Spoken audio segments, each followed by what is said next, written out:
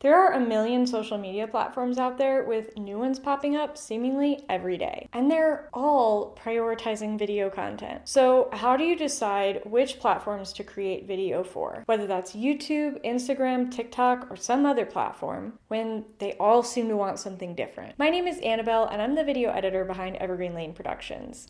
Creating video content for your business can feel overwhelming, but it doesn't have to be. My mission here on this channel is Video Magic Made Easy, so welcome aboard. Step number one to figuring out where and what kind of video content you should be creating is to research your target audience, your ideal client. You're going to want to think specifically about which platforms your customer base is spending time on. There's no sense in creating videos specifically for TikTok if you find out that that's just not where your audience spends their time. If you have a few clients that you've really loved working with, ask them, what platforms are they on? Where do they spend time on social media? Are they on Instagram? Do they check Facebook? Are they posting on LinkedIn? Or are they searching YouTube for answers to their questions?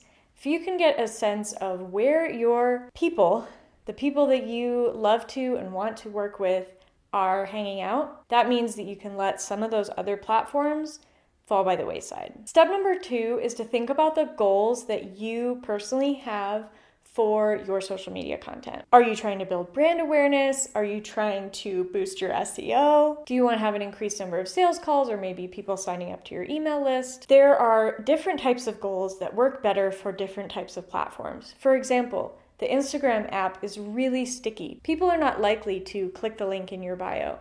So if your goal is to get more people signed up to your email newsletter, Instagram might not be the place for you to do that because people are not very likely to move over and go to a different website to sign up. But if your goal is brand awareness and building hype and the people that you want to reach are spending time on Instagram, then it might make sense to spend time on creating Instagram Reels that are going to help you get more eyes on your content. On the flip side, if your goal is something like building your SEO strategy or getting more email newsletter signups, you'd probably be better served by a longer form platform like YouTube, where people are searching for you. People watching your YouTube videos are more likely to click a link and leave YouTube to go see something else, like your website. And having YouTube videos embedded on your website in a blog post is really going to help build that SEO traction. So when you take a look at your goals, it will help you filter out which platform is going to be best for you. Now, step number three is to think about what kind of content would be fun to create. I'm not going to lie, it's a lot of work to create video content. And it can be an investment too if you decide that you want to outsource and you want help with the editing and the scheduling and other parts of the process. So it's essential for the longevity of really any strategy you have in your business, but especially a video strategy, that you actually have fun doing it. Don't just do video because everybody says do video. Do video because it aligns with your goals and it sounds like fun. There's lots of different types of videos and video creators out there, so I really recommend, if you're thinking about creating videos, to get on YouTube, get on Reels, get on TikTok, watch these videos and see, what am I inspired by? What am I excited by? Especially people who are not in your industry, who are doing other things, because it'll get the wheels turning creatively and you'll be able to tell, this kind of video really works for me and seems like it would be fun to create. And that's going to help you want to keep doing this. Step number four is to pick your primary platform. That's a tongue twister. Pick your primary platform. Now that you've looked at your audience and where they spend time online,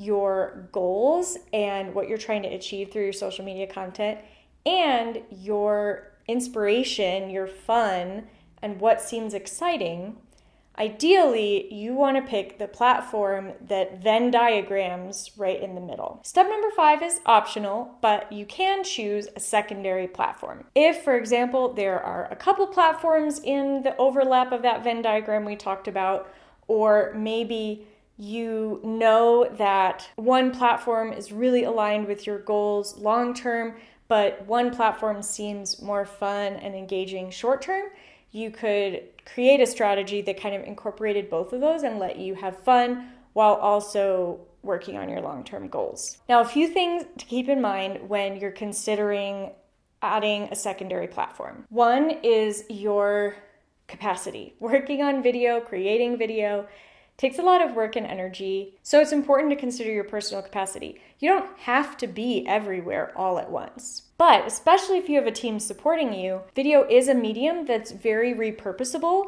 and able to go a long way on a lot of different platforms. So something to think about when you're considering repurposing and how you can repurpose your video content. It's a lot easier to repurpose a horizontal long form video onto other platforms. If you're standing far enough away from the camera, you can crop in and make this vertical very easily. So it's a lot easier to have a longer video and splice it up into little bits than it is to take short videos and try to make them work on longer platforms like YouTube. And if you're working with a video editor like me, something I do for all my retainer clients is I take their long YouTube video and I splice it up into videos for other social media platforms. So we might do a teaser for LinkedIn, we might do an Instagram reel, we might do a square version for Facebook, or a little soundbite for Twitter.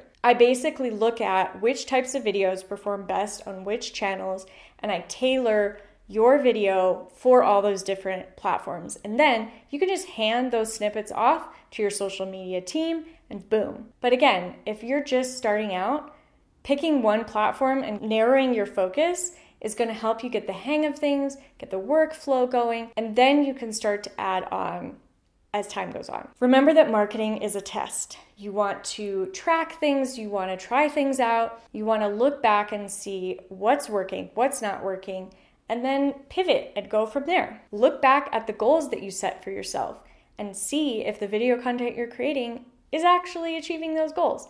And if it's not, maybe try a different platform, maybe try a different type of video.